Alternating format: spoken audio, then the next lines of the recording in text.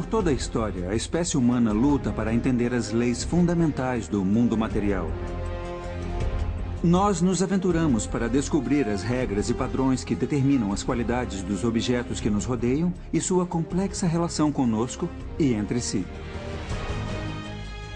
Durante milhares de anos, sociedades por todo o mundo descobriram que uma disciplina, mais do que outras, guarda certo conhecimento sobre as realidades fundamentais do mundo físico. Essa disciplina é a matemática. Eu sou Marcos de Suttori e sou matemático.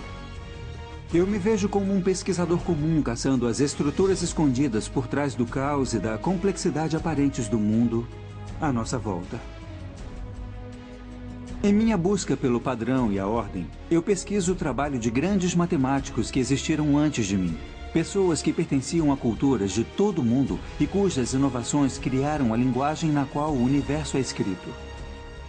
Eu quero levar você a uma jornada através do tempo e do espaço para rastrearmos o crescimento da matemática, desde seu nascimento à ciência sofisticada que conhecemos hoje. Usando imagens geradas por computador, vamos explorar as descobertas que permitiram que as primeiras civilizações entendessem o mundo matematicamente. Essa é a história da matemática.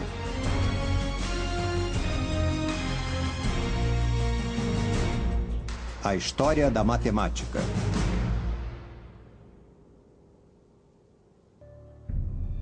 A linguagem do universo. Versão brasileira Som de Vera Cruz Studios. Distribuição Sinapse. Nosso mundo é feito de padrões e sequências. Eles estão à nossa volta. O dia se torna noite, os animais andam pela terra em constante mutação, paisagens são frequentemente alteradas. Um dos motivos que contribuíram com o início da matemática foi a busca pelo entendimento do sentido desses padrões naturais. Os conceitos mais básicos da matemática, espaço e número, estão arraigados em nosso cérebro. Até os animais têm um sentido de distância e quantidade. Percebem quando seu bando está desfalcado, quando devem lutar ou voar, e calculam se sua presa está numa distância acessível. Entender matemática é a diferença entre vida e morte. Mas foi o homem que pegou esses conceitos básicos e começou a construir essas bases. Em algum ponto, os humanos começaram a localizar padrões e fazer conexões para contar e ordenar o mundo em torno deles. E com isso, um novo universo matemático começou a surgir.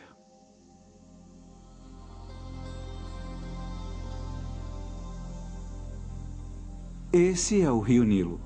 Ele é a fonte de vida do Egito há milênios. Foi aqui que surgiram alguns dos primeiros sinais da matemática que conhecemos hoje. As pessoas abandonaram a vida nômade e começaram a se estabelecer aqui por volta de 6.000 a.C. As condições eram perfeitas para a agricultura.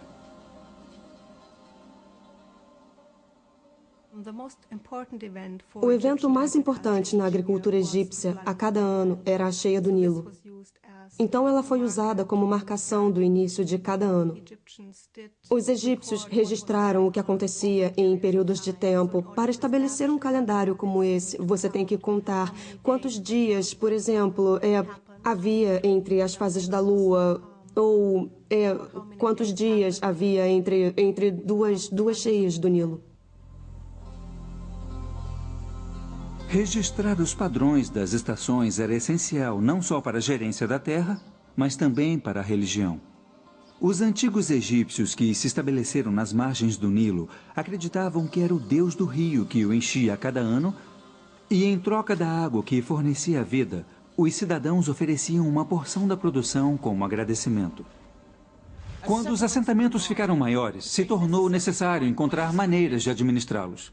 Era preciso calcular porções de terra, fazer previsão das colheitas e cobrar impostos. Resumindo, as pessoas precisavam contar e medir.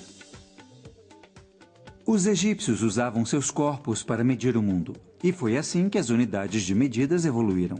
Um palmo era a largura de uma mão. Um cúbito, a distância entre o cotovelo e as pontas dos dedos. Os cúbitos de terra, faixas de terra medindo 1 cúbito por 100, eram usados pelos topógrafos dos faraós para calcular áreas. Há uma relação bem forte entre a burocracia e o desenvolvimento da matemática no Antigo Egito, e nós podemos vê-la desde o início da invenção do sistema numérico. Através da história egípcia até o Velho Reinado, a única evidência que temos é dos sistemas metrológicos, que são medidas diárias por extensão. Isso aponta a necessidade burocrática de desenvolver essas coisas. Era vital saber a área das terras de um fazendeiro para ele poder ser taxado de acordo, ou para saber se o Nilo roubou parte de suas terras para que ele pudesse pedir abatimento. Isso significava que os topógrafos dos faraós calculavam frequentemente a área de partes irregulares de terra, e a busca por solucionar esses problemas práticos que os tornaram os primeiros inovadores matemáticos.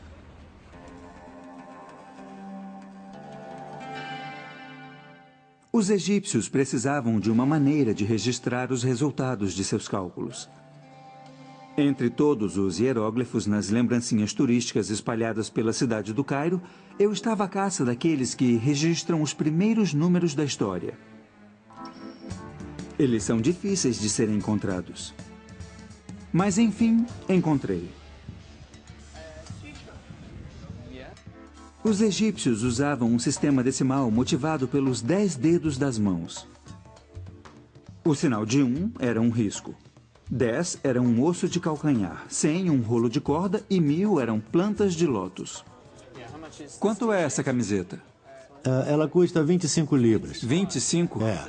Então são 2 ossos de calcanhar e 5 riscos. Isso. Então não vai me cobrar nada disso aqui. 1 milhão aqui. 1 milhão? Meu Deus! Não, Esse não. é 1 milhão? 1 milhão é muita coisa.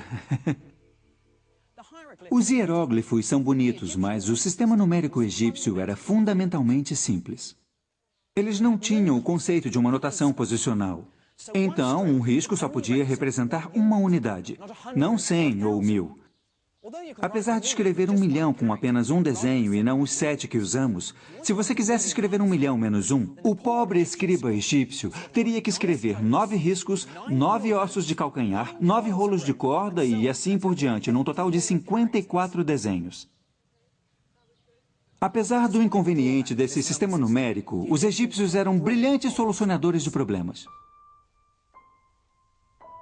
Sabemos disso por causa dos poucos registros que sobreviveram. Os escribas egípcios usavam folhas de papiro para registrar suas descobertas matemáticas. Esse delicado material feito de talos de plantas foi destruído com o tempo e muitos segredos pereceram com ele. Mas há um documento revelador que sobreviveu. O papiro matemático de Hind é o documento mais importante que temos hoje da matemática egípcia.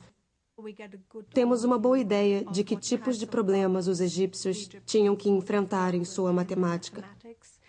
Também temos uma demonstração explícita de como as multiplicações e divisões eram feitas. O papiro mostra como multiplicar 2 números grandes.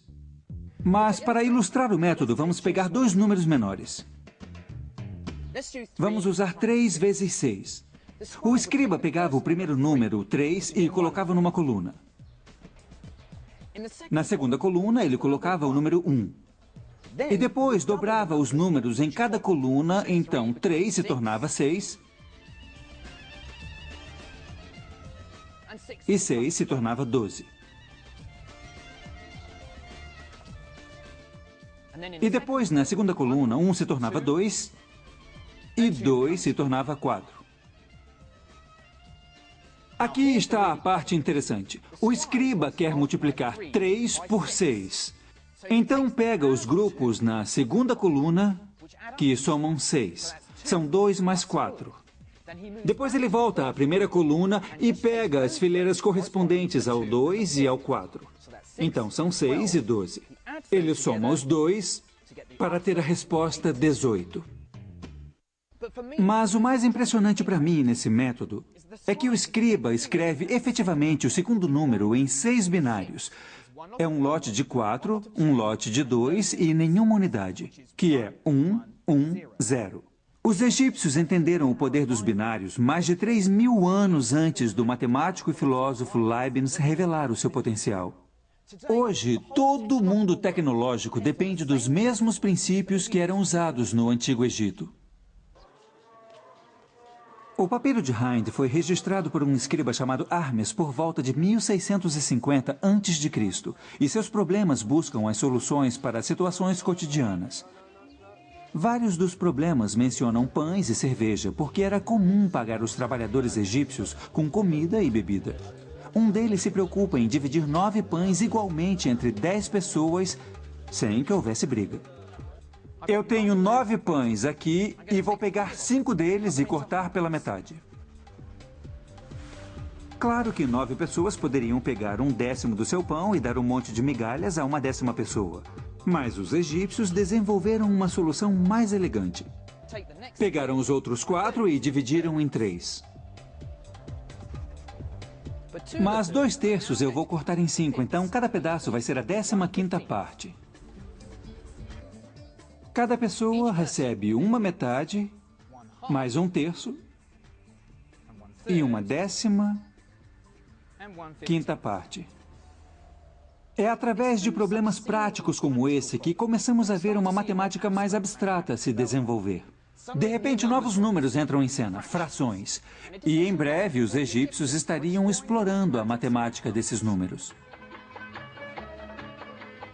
Frações são claramente de importância prática a qualquer um que queira dividir quantidades para pôr no mercado. Para registrar essas transações, os egípcios desenvolveram uma notação que registrava esses novos números.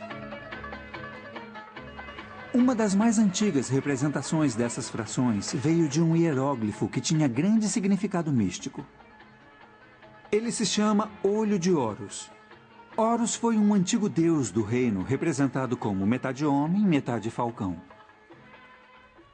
De acordo com a lenda, o pai de Horus foi morto por seu outro filho, Set. Horus estava determinado a vingar o assassinato. Durante uma batalha bastante violenta, Set arrancou o olho de Horus, o cortou e espalhou pelo Egito. Mas os deuses estavam cuidando de Horus e reuniram os pedaços e refizeram o olho. Cada parte do olho representava uma fração diferente. Cada uma é metade da fração anterior. Apesar de o olho original representar uma unidade inteira, o olho reunido é 64 avos menor. Apesar dos egípcios terem parado em 1/64 avos, fica implícito nessa figura a possibilidade de adicionar mais, cortando pela metade cada vez até a soma chegar mais perto de 1, mas nunca chegando realmente nele. Essa é a primeira pista de algo chamado série geométrica e aparece em vários pontos do papiro de Hind. Mas o conceito de série infinita se manteria oculto até os matemáticos da Ásia o descobrirem séculos depois. Criando um sistema de números incluindo essas novas frações, era hora dos egípcios aplicarem seu conhecimento no entendimento de formas encontradas no dia a dia.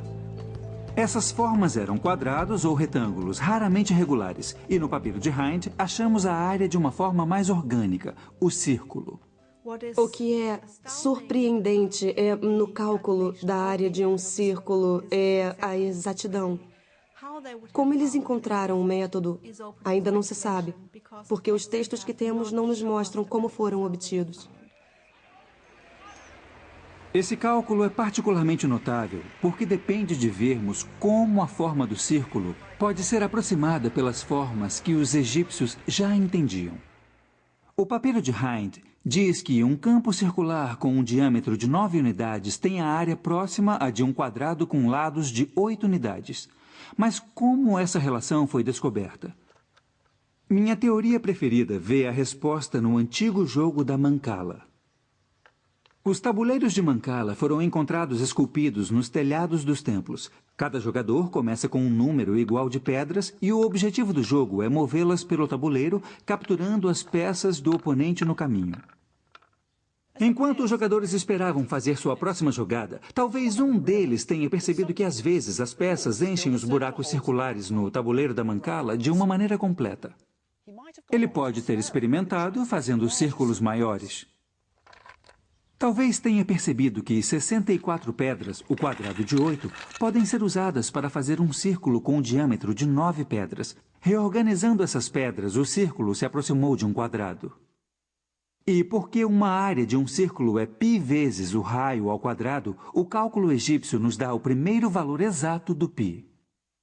A área do círculo é 64. Divida isso pelo raio ao quadrado. Nesse caso, 4,5 ao quadrado, e você tem o valor do π. Então, 64 divididos por 4,5 ao quadrado são 3,16, apenas um pouco abaixo dos 2/100 do seu verdadeiro valor. Mas o mais brilhante é que os egípcios usavam essas formas menores para capturar a forma maior. Mas há um símbolo impositivo e majestoso da matemática egípcia que ainda não tentamos desvendar: a pirâmide. Eu já vi tantas fotos que achava que não iria me impressionar com elas. Mas, vendo cara a cara, você entende por que são chamadas de uma das 7 maravilhas do mundo antigo. Elas são estonteantes e imagina o quanto mais impressionantes devem ter sido na sua época, quando as quinas eram afiadas como vidro, refletindo o sol do deserto. Para mim, parece que havia pirâmides espelhadas escondidas debaixo do deserto, o que completaria essas formas fazendo octaedros perfeitamente simétricos. Às vezes, na luz do calor do deserto, você quase pode ver essas formas. É a pista da simetria escondida dentro dessas formas que as torna tão impressionantes para um matemático. As pirâmides são um pouco curtas para criar essas formas perfeitas. Mas algumas sugerem que outro conceito matemático importante pode estar escondido dentro das proporções da Grande Pirâmide: a proporção áurea. Há 2 extensões na proporção áurea. Se a relação da mais longa com a mais curta for a mesma que a soma de 2 do lado maior, essa proporção é associada com as proporções perfeitas encontradas por toda a natureza e também no trabalho de artistas, arquitetos e designers do milênio. Se os arquitetos das pirâmides eram conscientes dessa importante ideia matemática ou eram instintivamente levados a ela por causa de suas propriedades estéticas satisfatórias, nunca vamos saber. Para mim, o mais impressionante nas pirâmides é a genialidade matemática necessária para fazê-las, incluindo a primeira alusão a um dos grandes teoremas do mundo antigo, o Teorema de Pitágoras. Para conseguir cantos de ângulos retos perfeitos em seus prédios e pirâmides, os egípcios usavam uma corda com um nós.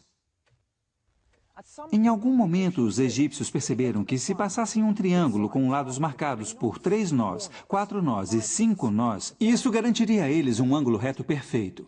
Isso porque 3 ao quadrado mais 4 ao quadrado é igual a 5 ao quadrado. Então temos um perfeito triângulo de Pitágoras. Na verdade, quaisquer triângulos cujos lados satisfaçam essa relação nos darão um ângulo de 90 graus. Mas tenho certeza de que os egípcios não tinham essa generalização nos seus triângulos de 3, 4 e 5. Não podemos esperar encontrar uma prova geral, porque esse não é o estilo da matemática egípcia. Todo problema foi resolvido usando números concretos, e se uma verificação fosse feita no final, ela usaria o resultado e esses números concretos. Não há prova geral entre os textos matemáticos egípcios.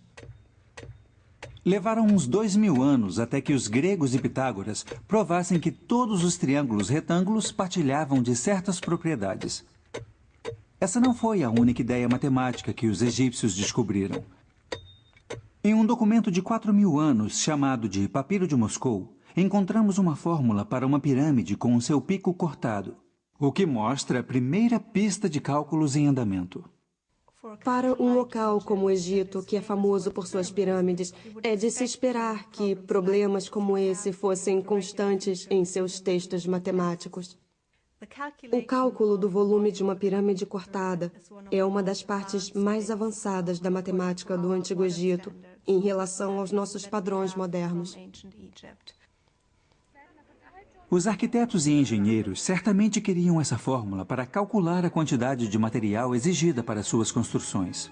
Mas a sofisticação da matemática egípcia é que pôde produzir um método tão bonito.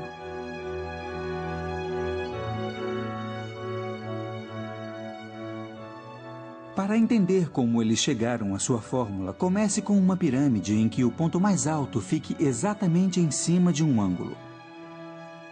3 desses podem ser reunidos para fazer uma caixa retangular, fazendo com que o volume da pirâmide inclinada seja 1/3 do volume da caixa. Isso é a altura vezes o comprimento vezes a largura divididos por 3. Aí vem um argumento que mostra as primeiras pistas do cálculo usado milhares de anos antes de Gottfried Leibniz e Isaac Newton criarem a teoria. Imagine que você cortasse a pirâmide em fatias. Poderia então arrastar as camadas para fazer uma pirâmide mais simétrica, como vemos em Giza. No entanto, o volume da pirâmide não mudou, apesar da reorganização das camadas. Então, a mesma fórmula funciona. Os egípcios eram inovadores incríveis e sua habilidade de gerar a nova matemática era desconcertante. Para mim, eles revelaram o poder da geometria e dos números e deram os primeiros passos em direção às excitantes descobertas matemáticas que viriam. Mas havia outra civilização que tinha matemática para rivalizar com a do Egito. E sabemos muito mais sobre suas conquistas.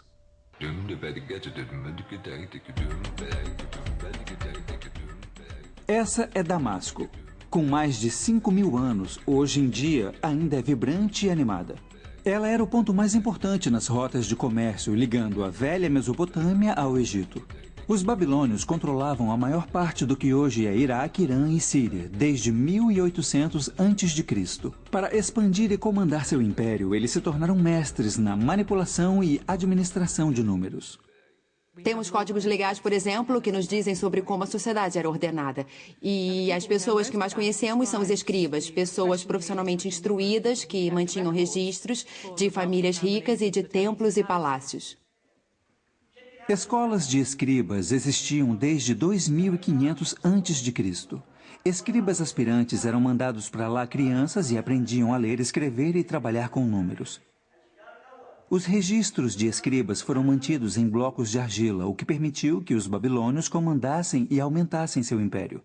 No entanto, muitos dos blocos que temos hoje não são documentos oficiais, mas exercícios de crianças. São relíquias incomuns que nos dão uma ideia rara de como os babilônios lidavam com a matemática. Esse é um livro escolar de geometria do século XVIII a.C. e vocês podem ver que há várias figuras nele. E embaixo de cada figura há um texto que dá um problema sobre ela. Por exemplo, esse aqui diz: eu desenhei um quadrado com 60 unidades de comprimento e dentro fiz 4 círculos. Quais são as suas áreas? E esse pequeno bloco aqui foi escrito pelo menos 1000 anos depois do outro bloco. Mas tem uma relação bem interessante com ele. Ele tem também 4 círculos dentro de um quadrado mal desenhado. Mas não é um livro, é um exercício escolar.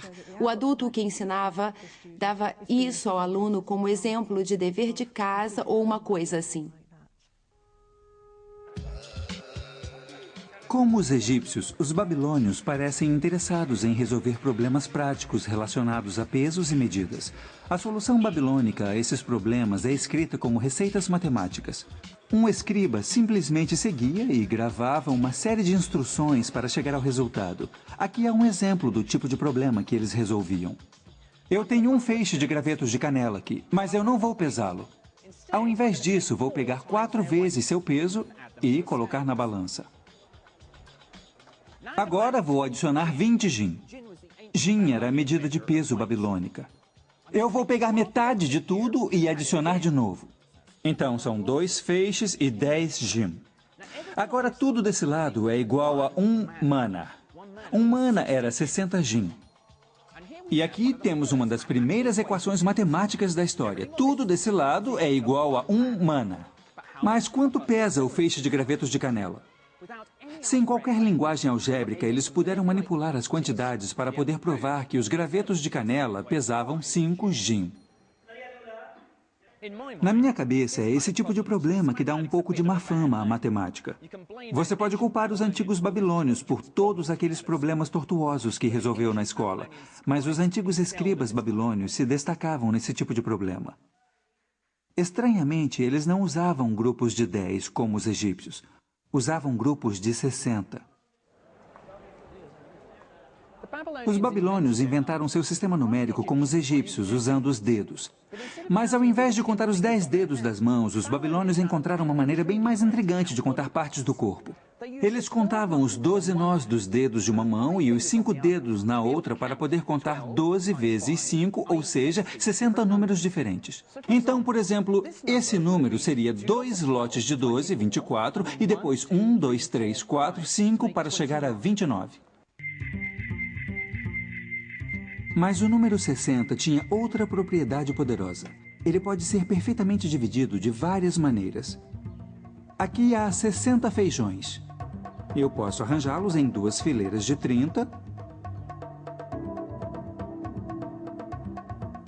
3 fileiras de 20, 4 fileiras de 15, 5 fileiras de 12 ou 6 fileiras de 10. A divisibilidade do número 60 o torna uma base perfeita para se fazer aritmética. O sistema de base 60 teve tanto sucesso que ainda usamos os seus elementos hoje. Toda vez que queremos dizer as horas, reconhecemos unidades de 60, 60 segundos no minuto, 60 minutos numa hora.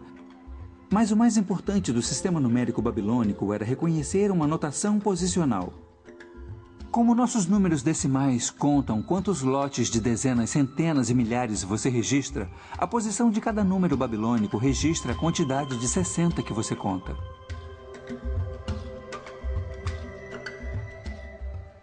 Ao invés de inventar novos símbolos para números maiores, eles escreveram 111. Então, esse número seria 3.661.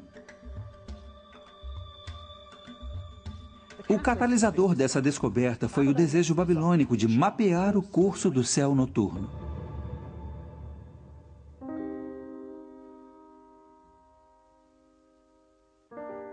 O calendário babilônico foi baseado nos ciclos lunares, e então precisavam de uma maneira para registrar astronomicamente números grandes. Mês a mês, ano a ano, esses ciclos eram registrados. Desde 800 a.C., havia listas completas de eclipses lunares. O sistema babilônico de medidas era bastante sofisticado para a época. Eles tinham um sistema de medida angular, 360 graus num círculo completo. Cada grau era dividido em 60 minutos e depois era dividido em 60 segundos. Assim, eles tinham um sistema regular de medidas e ele estava em perfeita harmonia com seu sistema numérico, então era bastante útil não só para a observação, mas também para o cálculo. Mas para calcular e lidar com números grandes, os babilônios precisavam inventar um novo símbolo. E fazendo isso, eles prepararam o terreno para um dos maiores avanços na história da matemática, o zero. No início dos tempos, para os babilônios marcarem um lugar vazio no meio de um número, eles deixavam um espaço em branco. Então precisavam de uma maneira de representar o nada no meio de um número.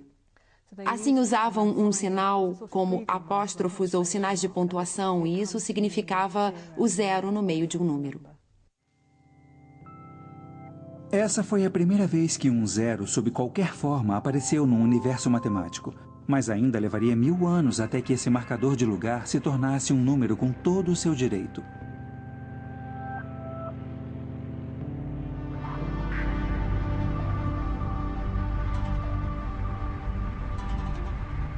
Tendo estabelecido um sistema numérico tão sofisticado, eles o usavam para domar a terra inóspita e árida que atravessava a Mesopotâmia.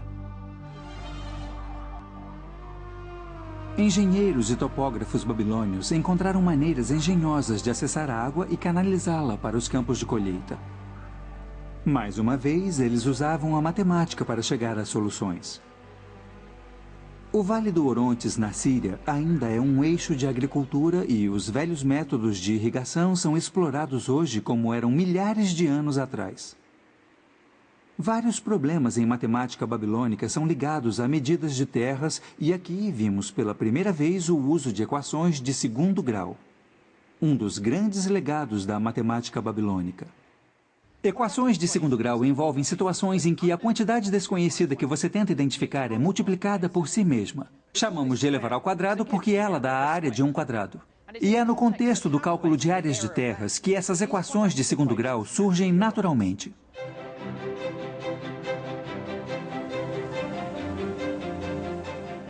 Aqui está um problema típico. Se um campo tem uma área de 55 unidades e um lado é 6 unidades maior que o outro,